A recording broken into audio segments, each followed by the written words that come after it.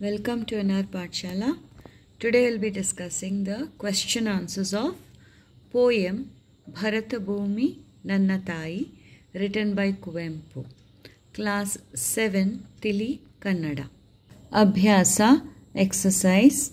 First one, Padagala Artha Tiliri. Pada means word, Artha is meanings. First one, Eni. Nicchanike means ladder. Gudi. Devalaya. Patake. Bauta. Devalaya means temple. Patake. Bauta means flag. Todaru. Kattu. Bandhana. Todaku means a crack or to get stuck. Tore. Bidu. Tejisu. That is to give up. Biri. Ode. Aralu. Biruku. Now ode and biruku means to crack. Crack like breaking. Aralu means blossom. Biruku. Biruku is same as Ode and Biri. So Biruku is Vodaku, Seelu, Vaimanasu. Crack here. So this also means like division in the groups, misunderstanding like that. Vaimanasu. Mudi. Tale. Dharisu. Mudi means scalp, where the hair grows or the hair, and dharisu means to wear, like hu mudi means wear the flower, like that. Dharisu. Himbaga. Hodike. Himbaga means backside. Hodike here, that means a cloak, means like you wrap yourself with a bed sheet or something like that. That is a cloak. Kadalu. Samudra. That is ocean. Tuhina. Hima. Manju means ice or snow. Tottu. Dasi. Sevaki. Uliga means a slave, one who works for the owner. Pore. Kapadu. Salahu or Rakshisu means to protect or to defend oneself. Bidutte. Swatantrya. Bidugade means freedom. Mare. Maretu bidu means to forget. Salila. Neeru means water. Hore. Rakshisu, Salahu or Bhara means to protect. Second one, Prashnegalu, that is questions. ಕೆಳಗಿನ ಪ್ರಶ್ನೆಗಳಿಗೆ ಒಂದು ವಾಕ್ಯದಲ್ಲಿ ಉತ್ತರಿಸಿರಿ. So ಕೆಳಗಿನ ಪ್ರಶ್ನೆಗಳು, questions are given below. ಒಂದು ವಾಕ್ಯದಲ್ಲಿ, in one sentence you have to answer. First question, ಕವಿ ಕುವೆಂಪು ಅವರು ಭಾರತ ದೇಶವನ್ನು ಯಾರಿಗೆ ಹೋಲಿಸಿದ್ದಾರೆ? So here Kavi Kuvempu, that is a poet whose name is Kuvempu, in his poem Bharata Deshavannu, that is our Bharata country, India, ಯಾರಿಗೆ ಹೋಲಿಸಿದ್ದಾರೆ? To whom does he compare with? Answer, ಕವಿ ಕುವೆಂಪು ಅವರು ಭಾರತ ದೇಶವನ್ನು ತನ್ನ ತಾಯಿಗೆ ಹೋಲಿಸಿದ್ದಾರೆ. So Kavi Kuvempu, that is a poet, Kuvempu, he compares our country, that is Bharata Desha, to his mother, ತನ್ನ ತಾಯಿಗೆ ಹೋಲಿಸಿದ್ದಾರೆ. So here, instead of ಯಾರಿಗೆ, you have to write ತನ್ನ ತಾಯಿಗೆ. Rest all is there in the question. Second question, Bharat ದೇಶದ ಸಿರಿಮುಡಿ ಯಾವುದು? That is Bharat ದೇಶದ ಸಿರಿಮುಡಿ ಯಾವುದು? Now, which is the head of our country? Siri is rich. Mudi means head. So, which is the head of our country? What is there in the north side of our country? Answer, Bharata Deshada Himagiri Sirimudi Yagide. So, Himagiri means he is referring to the Himalaya mountains. So, Himalaya mountains are like the head of our country. So, here Bharata Deshada Sirimudi Yavudu. You have to, instead of Yavudu, you can replace it with Himagiri. Only one word you have to remember. Third question. Kavi Kuvempu avaru Ganga Nadiyannu yenendu karediddare? So, Kavi Kuvempu, what does he call river Ganga? Answer, Kavi Kuvempu avaru Ganga Nadiyannu Devagange ಎಂದು ಕರೆದಿದ್ದಾರೆ. So, instead of yenendu, you have to write Devagange. Rest all is there again in the question. Fourth question. ಯಾವ ಬಿರುಕುಗಳನ್ನು ತೊರೆಯಬೇಕೆಂದು ಕವಿ ಕುವೆಂಪು ಹೇಳುತ್ತಾರೆ? So, ಯಾವ ಬಿರುಕುಗಳು? What are the different ಬಿರುಕು means cracks. Okay, that is the damage you can say. We should leave. ತೊರೆಯಬೇಕು means we should leave. Answer, ಕವಿ ಕುವೆಂಪು ಮತದ ಬಿರುಕುಗಳನ್ನು ತೊರೆಯಬೇಕೆಂದು ಹೇಳುತ್ತಾರೆ.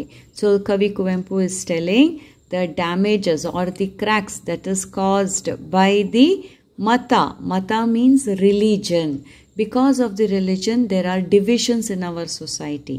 So, those divisions, that's what we say, birukugalu here. So, this we should give up. So, here you should add only one word, that is matada. Rest is there again in the question. Fifth question. ಕವಿ ಕುವೆಂಪು ಜೀವನವನ್ನು ಯಾರಿಗೆ ಎರೆಯುವೆ ಎನ್ನುತ್ತಾರೆ? So, ಕವಿ ಕುವೆಂಪು ಜೀವನವನ್ನು, that is his life, to whom he is dedicating. Answer, ಕವಿ ಕುವೆಂಪು ಜೀವನವನ್ನು ಭಾರತಾಂಬೆಯ ಗುಡಿಯನ್ನು ಕಟ್ಟಲು ಎರೆಯುವೆ ಎಂದಿದ್ದಾರೆ. So, here ಕವಿ Kuvempu is saying he will dedicate his life to build the temple of Bharatambe. So, here Bharatambeya Gudiyannu Kattalu. Rest is there in the question. So, instead of Yarige, you have to write Bharatambeya Gudiyannu Kattalu. Rest is there in the question. Yereyuve ennuttare. Sixth question. Kuvempu ಅವರ ಯಾವ ಕೃತಿಗೆ ಜ್ಞಾನಪೀಠ ಪ್ರಶಸ್ತಿ ದೊರೆತಿದೆ? To which of his work he got this award? That is Jnanpith ಪ್ರಶಸ್ತಿ. For what did he get? Answer, Kuvempu ಅವರ ಶ್ರೀ ರಾಮಾಯಣ ದರ್ಶನಂ ಕೃತಿಗೆ ಜ್ಞಾನಪೀಠ ಪ್ರಶಸ್ತಿ ದೊರೆತಿದೆ. So, for Shri Ramayana Darshanam he got the Jnanpith Prashasti. So, here instead of Yava, you have to replace it with Shri Ramayana Darshanam. Again, everything else is there in the question. ಕೆಳಗಿನ ಪ್ರಶ್ನೆಗಳಿಗೆ 2-3 ವಾಕ್ಯಗಳಲ್ಲಿ ಉತ್ತರಿಸಿ. So, here questions are given. You have to answer in 2 or 3 sentences. That is a short answer. First question. Kuvempu ಅವರು ಭಾರತ ಪ್ರಾಕೃತಿಕ ಸಿರಿಯನ್ನು ಏನೆಂದು ವರ್ಣಿಸಿದ್ದಾರೆ? So Kuvempu ಅವರು, that is a poet, ಭಾರತದ ಪ್ರಾಕೃತಿಕ ಸಿರಿಯನ್ನು, ನಾವು ಪ್ರಾಕೃತಿಕ means nature, okay, Siri means the richness of the nature we have in our country, that is Bharat. How does he describe the nature? So, varnisidare means describe. So, how does he describe the natural beauty of our country? Answer, Bharatambeya mudi, that is tale yannu hima parvata ಆವರಿಸಿದೆ. ಅವಳ ಪಾದಗಳನ್ನು ಕಡಲು ತೊಳೆಯುತ್ತಿದ್ದಾವೆ. ಇಲ್ಲಿನ ಹಚ್ಚ ಹಸಿರಿನ ಪಚ್ಚೆ ಪೈರುಗಳು ಅವಳುಟ್ಟ ಸೀರೆಯಂತೆ ಕಾಣಿಸುತ್ತದೆ ಎಂದು ಕುವೆಂಪು ಅವರು ಭಾರತದ ಪ್ರಾಕೃತಿಕ ಸಿರಿಯನ್ನು ವರ್ಣಿಸಿದ್ದಾರೆ. So here the poet is describing the natural beauty or the natural richness of our country. So here he is imagining the country to be like one lady. Okay, so Bharatambe, that is Mother India. Mudi, that is her head. Okay, so Mudi, and what is there in her head? You have the Himalaya mountains. Then Avala Padagalannu, that is her feet, that is in the south of our country. You have the seas, ocean, no? On three sides you have the ocean. So Kadalagalu Toleyutiddave. So the poet is imagining that her feet is washed by the ocean water. Illina haccha hasirina pacche pairugalu. So illina, that is in our country, haccha hasirina means greenery, evergreen. Pacche pairugalu, pacche means green color. Pairugalu, pairu is the plants. Okay, plants and trees. Avalutta seereyante kanisutade. So the greenery is like the sari that the Mother India is wearing. So this way Kuvempu is describing the richness, that is a natural richness of our country. So Kuvempu avaru Bharatada Prakratika Siriyannu, that is a wealth, the natural wealth we are having. That's how he describes. Second question, Namma Bharata Deshadalli Hariyuva ಪ್ರಮುಖ ನದಿಗಳಾವು. So ನಮ್ಮ ಭಾರತ ದೇಶದಲ್ಲಿ, in our country India, ಹರಿಯುವ means flowing, ಪ್ರಮುಖ means important ನದಿಗಳಾವು. What are the ನದಿ means rivers. So what are the important rivers that are flowing in our country? Answer: Sindhu, Yamune, Devagange, Tapati, Krishna, Bhadre, Tunge ಅಂತ ಪ್ರಮುಖ ನದಿಗಳು ನಮ್ಮ ಭಾರತ ದೇಶದಲ್ಲಿ ಹರಿಯುತ್ತದೆ. So you have to only name the rivers. So how many rivers you are having? Sindhu. Then you have Yamune, Devagange, Tapati, Krishna, Bhadre, Tunge. So you have 7 rivers here. So remember, you have to name 7 rivers here. ಪ್ರಮುಖ ನದಿಗಳು ನಮ್ಮ ಭಾರತ ದೇಶದಲ್ಲಿ ಹರಿಯುತ್ತದೆ. Third question, ಮತದ ಬಿರುಕುಗಳನ್ನು ಏಕೆ ತೊರೆಯಬೇಕು? So ಮತದ ಬಿರುಕುಗಳನ್ನು, ಬಿರುಕು means damage caused by the religions in our country. Damage or the crack that is caused by the religion in our country. Why should we give up that? Answer: ನಾವೆಲ್ಲರೂ ಭಾರತಾಂಬೆಯ ಮಕ್ಕಳು, ಒಂದೇ ತಾಯಿಯ ಮಕ್ಕಳಂತೆ ಒಗ್ಗಟ್ಟಿನಿಂದ ಬದುಕಬೇಕು. ನಮ್ಮಲ್ಲಿ ಭೇದ ಇರಬಾರದು, ಭಾಷೆ ಸಾಮರಸ್ಯದಿಂದ ಬದುಕಬೇಕು. ಹಾಗಾಗಿ ಮತದ ಬಿರುಕುಗಳನ್ನು ತೊರೆಯಬೇಕು. So here the poet is saying, ನಾವೆಲ್ಲರೂ ಭಾರತಾಂಬೆಯ ಮಕ್ಕಳು. So we are all the children of Mother India. ಒಂದೇ ತಾಯಿಯ ಮಕ್ಕಳಂತೆ ಒಗ್ಗಟ್ಟಿನಿಂದ ಬದುಕಬೇಕು. Since we are all the children of Mother India, so ಒಂದೇ ತಾಯಿಯ ಮಕ್ಕಳಂತೆ, like the children of one mother, we should live together with unity. ಒಗ್ಗಟ್ಟಿನಿಂದ means with unity ಬದುಕಬೇಕು. ನಮ್ಮಲ್ಲಿ ಭೇದ ಇರಬಾರದು. ವಿ ಶುಡ್ ಭೇದ ಮೀನ್ಸ್ ಡಿಫರೆನ್ಸಸ್. ಸೊ ನಮ್ಮಲ್ಲಿ among us there should be no differences. ಭೇದ ಇರಬಾರದು. ಭಾಷೆಯ ಸಾಮರಸ್ಯದಿಂದ ಬದುಕಬೇಕು. So we should all, though we have different languages, okay, we should live together, ಬದುಕಬೇಕು. ಹಾಗಾಗಿ ಸೊ ಮತದ ಬಿರುಕುಗಳನ್ನು ತೊರೆಯಬೇಕು. So this is why we should give away the differences we have among us because of the religion or because of the languages. We all should live together. ಈ ಕೆಳಗಿನ ಪ್ರಶ್ನೆಗಳಿಗೆ 7-8 ವಾಕ್ಯಗಳಲ್ಲಿ ಉತ್ತರಿಸಿ. 7 means 7, 8 means 8. So this is a long answer. First question is, Kuvempu ಅವರು ಭರತ ಭೂಮಿಯನ್ನು ಯಾವ ರೀತಿಯಲ್ಲಿ ವರ್ಣಿಸಿದ್ದಾರೆ? So how does Kuvempu describe our Bharata Bhumi? How does it describe our country? You have to write the entire summary of the poem here. So answer is, Bharata Bhumiyannu hetta taayige holisiddare. ಈ ಭಾರತಾಂಬೆ ಹೆತ್ತ ತಾಯಿಯಂತೆ ನಮ್ಮನ್ನು ಸಾಕಿ ಸಲಹುತ್ತಾಳೆ. ಇವಳಿಗೆ ನನ್ನ ಜೀವನವೇ ಧಾರೆ ಎರೆಯುತ್ತೇನೆ. ಭಾರತಾಂಬೆ ಗುಡಿಯನ್ನು ನನ್ನ ಮನಸ್ಸಿನಲ್ಲಿ ಕಟ್ಟಲು ತಾನು ಸದಾ ಸಿದ್ಧನಾಗಿದ್ದೇನೆ ಎಂದು ಕವಿ ಹೇಳಿದ್ದಾರೆ. ಸೊ ನಾವು the poet is saying Bharata ಭೂಮಿಯನ್ನು, that is our country, Bharata place, ಹೆತ್ತ ತಾಯಿಗೆ ಹೋಲಿಸಿದ್ದಾರೆ. So the poet is comparing our country with his mother. So it's like our mother. ಈ ಭಾರತಾಂಬೆ ಹೆತ್ತ ತಾಯಿಯಂತೆ ನಮ್ಮನ್ನು ಸಾಕಿ ಸಲಹುತ್ತಾಳೆ. So this country, like our mother, takes care of us. So ಹೆತ್ತ ತಾಯಿಯಂತೆ, ಲೈಕ್ ಅವರ್ ಓನ್ ಮದರ್, ನಮ್ಮನ್ನು ಸಾಕಿ ಸಲಹುತ್ತಾಳೆ. So she takes care of us.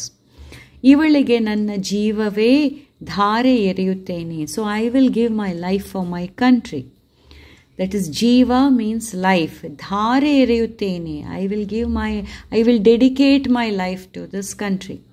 Bharatambe gudiyannu nanna manasinalli kattalu taanu sada siddhanagiddene. So a Bharatambeya gudiyannu, the temple for our mother country. Okay? So that is Bharatambe. That is Mother India, temple for Mother India. I will build in my heart or in my mind, and I am ever ready for that ಎಂದು ಕವಿ ಹೇಳುತ್ತಾರೆ. So this is what the poet is saying. Second, ಭಾರತಾಂಬೆಯ ಮುಡಿಯು ಹಿಮ ಪರ್ವತಗಳಿಂದ ಆವರಿಸಿದೆ. ಕಡಲುಗಳು ಅವಳ ಪಾದಗಳನ್ನು ತೊಳೆಯುವಂತಿದೆ. ಹಚ್ಚ ಹಸಿರಿನ ಪೈರು ಪಚ್ಚೆ ಅವಳುಟ್ಟ ಸೀರೆಯಂತೆ ಕಂಗೊಳಿಸುತ್ತಿದೆ ಎಂದು ಭಾರತಾಂಬೆಯನ್ನು ವರ್ಣಿಸಿದ್ದಾರೆ. So here in the second paragraph the poet is describing about the nature. How does our Mother India look? He is describing her. So Bharatambeya mudiyu means the head of our Mother India is decorated, or you can say it is rich with the Hima Parvata, that is Himalaya mountains. It's spread over there in the head of our Mother India. Now he comes down to the feet of our Mother India. So ಕಡಲುಗಳು ಅವಳ ಪಾದಗಳನ್ನು ತೊಳೆಯುವಂತಿದೆ. So it is like as though the ocean is washing the feet of our mother India.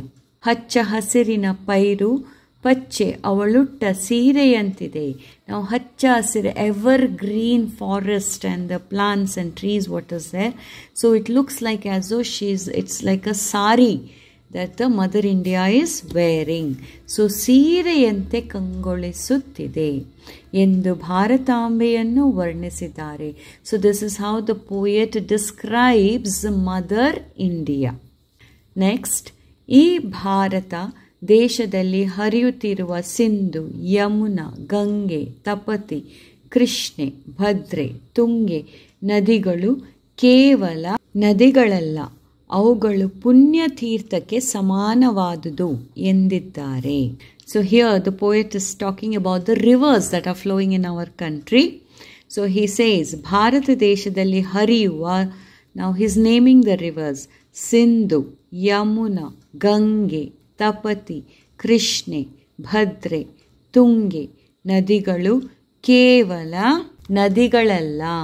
So the poet is listing out all the rivers that are flowing in our country, and he's saying idu kevala nadigalalla, means these are not only just rivers, they are avugalu punya ತೀರ್ಥಕ್ಕೆ ಸಮಾನವಾದುದು. They are equivalent to like holy water. ಅವುಗಳು ಪುಣ್ಯ ತೀರ್ಥಕ್ಕೆ ಸಮಾನವಾದುದು. So here the poet is referring the rivers as holy water. ಭಾರತದಲ್ಲಿ ಮತದ ಬಿರುಕುಗಳನ್ನು ತೊರೆಯಲಾಗಿದೆ. ನುಡಿಗಳ ಒಡಕುಗಳನ್ನು ಮರೆಯಲಾಗಿದೆ. ಸೇವಕತನವನ್ನು ದೂರ ಮಾಡಲಾಗಿದೆ. ನಾವೆಲ್ಲರೂ ಭಾರತೀಯರು ಎಂಬ ಭಾವನೆ ಮೂಡಿಸಲಾಗಿದೆ. ಇಂತಹ ಭಾರತಾಂಬೆ ನಮ್ಮೆಲ್ಲರ ತಾಯಿ, ನಾವೆಲ್ಲರೂ ಅವಳ ಮಕ್ಕಳು ಎಂಬ ಅಭಿಮಾನ ರಾಷ್ಟ್ರಕವಿ Kuvempu ರವರದಾಗಿದೆ. So here the poet is talking about the caste differences, religion differences and the language differences. We should all leave that and we are one, children of Mother India. So here he is saying ಭಾರತದಲ್ಲಿ ಮತದ ಬಿರುಕುಗಳನ್ನು ತೊರೆಯಲಾಗಿದೆ. So we should leave all the religious differences. ನುಡಿಗಳ ಒಡಕುಗಳನ್ನು ಮರೆಯಲಾಗಿದೆ. We should forget about the language differences. ನುಡಿ is language. ಸೇವಕತನವನ್ನು ದೂರ ಮಾಡಲಾಗಿದೆ. Slavery, that is also we have to keep it far. ದೂರ ಮಾಡಲಾಗಿದೆ. ನಾವೆಲ್ಲ ಭಾರತೀಯರು, we are all Indians ಎಂಬ ಭಾವನೆ, this thought ಮೂಡಿಸಲಾಗಿದೆ, should be there in our mind. ಇಂತಹ ಭಾರತಾಂಬೆ ನಮ್ಮೆಲ್ಲರ ತಾಯಿ. So a mother India like this is a mother for everybody. ನಾವೆಲ್ಲರೂ ಅವಳ ಮಕ್ಕಳು, we are all her children ಎಂಬ ಅಭಿಮಾನ, the pride we should have, we are all the children of Mother India, this pride we should have. Abhimana, this abhimana our Rashtrakavi Kuvempu also has. Third, bhashabhyasa, that is language activity. ಕೆಳಗಿನ ಪದಗಳಿಗೆ ಸಮಾನಾರ್ಥ, ಸಮಾನಾರ್ಥ means equal meaning, ಪದಗಳನ್ನು ಬರೆಯಿರಿ. So one word will be given, you have to write the other words that mean the same. So samanartha. So giri, giri means mountain. Okay, so what are the other names? Betta, parvata, shikhara. Kadalu, kadalu means ocean. Other names for kadalu will be samudra, sagara. Third, bhumi means earth. Other names for bhumi will be vasundhara, dhare, ile. Fourth one, tai. Tai means mother. Other names are mate, janani, amma, avva. Fifth is nudi. Nudi means words.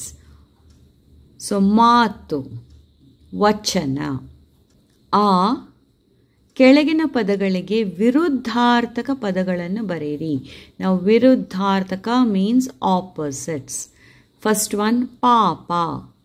Papa means sin. Opposite of that is punya, that is good deeds. Second, swarga. Swarga means heaven. Opposite of that is naraka, that is hell. Third, swatantrya means freedom.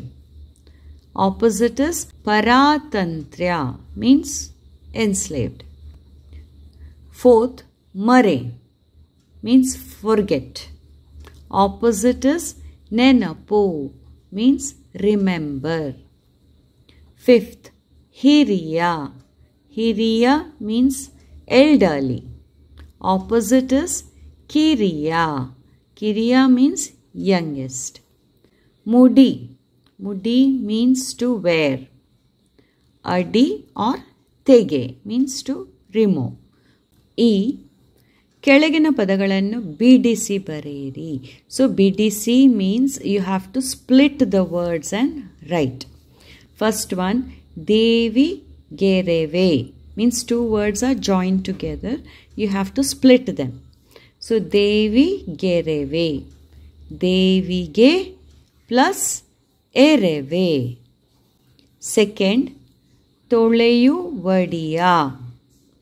Toleyu Vadiya. Toleyuva plus ಅಡಿಯ. Third, ನುಡಿಗಳೊಡಕುಗಳನ್ನು. ನುಡಿಗಳೊಡಕುಗಳನ್ನು. ನುಡಿಗಳ plus ಒಡಕುಗಳನ್ನು. Fourth, ಸ್ವರ್ಗಕ್ಕೇರಿ. ಸ್ವರ್ಗಕ್ಕೆ plus ಏರಿ. Fifth, ಪುಣ್ಯದೇನಿ. ಪುಣ್ಯದ ಏನಿ. ಕೆಳಗಿನ ಸೂಕ್ತಿಗಳನ್ನು ವಿವರಿಸಿ ಬರೆಯಿರಿ. So here two topics are given. You have to write a little bit about the topic, like a small composition. So Janani Janmabhoomi Swargakkintalu Migilu. That is, our motherland is better than the heaven. Swarga means heaven. Migilu means it is much better than that. So here a small write-up is there. You can use your own words and write down. ವೇದ ಸುಳ್ಳಾದರೂ ಗಾದೆ ಸುಳ್ಳಾಗುವುದಿಲ್ಲ. ಗಾದೆಗಳು ಹಿರಿಯರ ಅನುಭವದ ಮಾತುಗಳು ಆಗಿವೆ.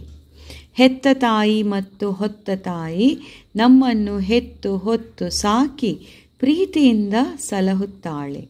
ಕಷ್ಟ ಸುಖದಲ್ಲಿ ಭಾಗಿಯಾಗಿ ಒಳ್ಳೆಯ ದಾರಿಯಲ್ಲಿ ನಡೆಯಲು ಕಳಿಸುತ್ತಾಳೆ. ಇದರಂತೆ ನಮ್ಮ ಹೊತ್ತ ನಾಡು ನಾವೆಲ್ಲರೂ ಒಂದು ಕಡೆ ನೆಲೆ ನಿಂತು ವಾಸಿಸಲು ಬದುಕಲು ಬೇಕಾದ ಯೋಗ್ಯ ಸನ್ನಿವೇಶವನ್ನು ನಿರ್ಮಿಸಿಕೊಡುತ್ತಾಳೆ. ಹೀಗಾಗಿ ಜನನಿ ಜನ್ಮಭೂಮಿ ಸ್ವರ್ಗಕ್ಕಿಂತಲೂ ಮಿಗಿಲಾಗಿದೆ. ಸೊ ಜನನಿ ಆ್ಯಂಡ್ ಜನ್ಮಭೂಮಿ, that is mother and our motherland, is much better than the Swarga, that is the heaven. So when you are writing, first you write about the mother. How is mother taking care of us and how our motherland is taking care of us. That is, you are comparing the mother to our motherland, and this way you are saying that the mother and Janmabhoomi is better than the heaven. So here Veda sulladaru gade sullaguvudill. So even if the Veda is false, turns out to be wrong, but still our proverbs will never be wrong. Why it won't be wrong? Because these proverbs are the experienced words of our elders. So hiriyara anubhavada matugalagive. So hetta tayi mattu hotta tayi. Hetta tayi means the mother who has given birth to us, and hotta tayi. Hotta tayi means hottu. Hottu means one who is bearing the weight of us. That is our motherland. Nammannu hettu hottu saki ಪ್ರೀತಿಯಿಂದ ಸಲಹುತ್ತಾಳೆ. So like the mother, both of them, that is mother and the motherland, they take care of us. Saki, they help us to grow, and with love they take care of us. ಕಷ್ಟ ಸುಖದಲ್ಲಿ ಭಾಗಿಯಾಗಿ ಒಳ್ಳೆಯ ದಾರಿಯಲ್ಲಿ ನಡೆಯಲು ಕಳಿಸುತ್ತಾಳೆ. So both of us, mother and motherland, in our happiness, ಸುಖದಲ್ಲಿ, and kashta, that is in our bad times, difficult times, they will be with us and they will show us the right path, ಒಳ್ಳೆಯ ದಾರಿಯಲ್ಲಿ, that is a good path, ನಡೆಯಲು ಕಳಿಸುತ್ತಾಳೆ. She teaches us to walk in the good path. ಇದರಂತೆ ನಮ್ಮ ಹೊತ್ತ ನಾಡು, so like this, our motherland who is bearing us, ನಾವೆಲ್ಲರೂ, like this, the motherland, ನಾವೆಲ್ಲರೂ ಒಂದೇ ಕಡೆ ನೆಲೆ ನಿಂತು ವಾಸಿಸಲು ಬದುಕಲು ಬೇಕಾದ ಯೋಗ್ಯ ಸನ್ನಿವೇಶವನ್ನು ನಿರ್ಮಿಸಿಕೊಡುತ್ತಾಳೆ. So like this our motherland also gives us a place to stay in one.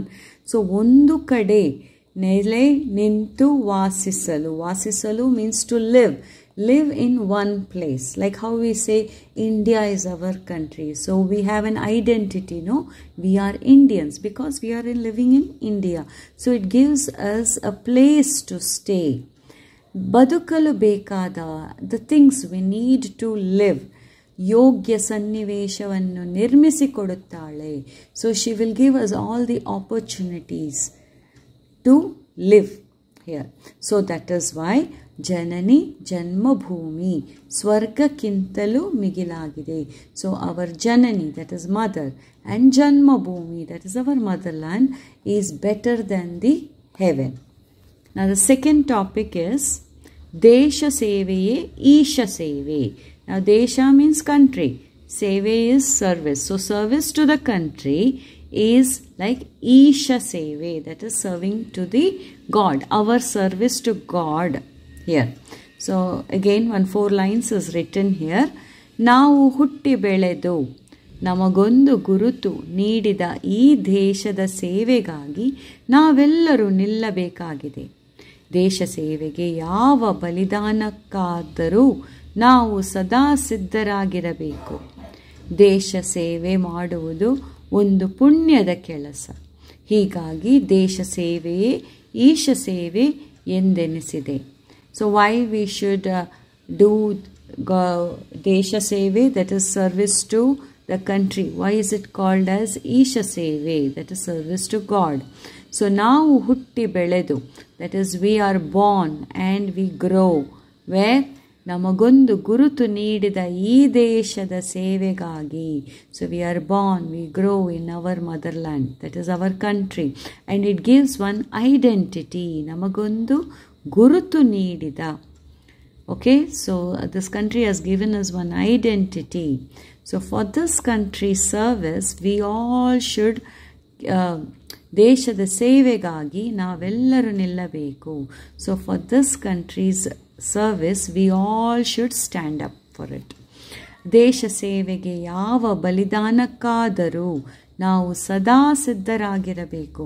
So ದೇಶದ ಸೇವೆಗೆ, that is for the service of the country, ಯಾವ ಬಲಿದಾನಕ್ಕಾದರೂ, any kind of sacrifice. ಬಲಿದಾನ means sacrifice. We should be ready, ಸಿದ್ಧರಾಗಿರಬೇಕು. ದೇಶ ಸೇವೆ ಮಾಡುವುದು ಒಂದು ಪುಣ್ಯದ ಕೆಲಸ. So service to our country is a holy work, ಪುಣ್ಯದ ಕೆಲಸ. ಹೀಗಾಗಿ ದೇಶ ಸೇವೆಯೇ ಈಶ ಸೇವೆ ಎಂದೆನಿಸಿದೆ. So that is why service to the country is equivalent to service to God. Thank you.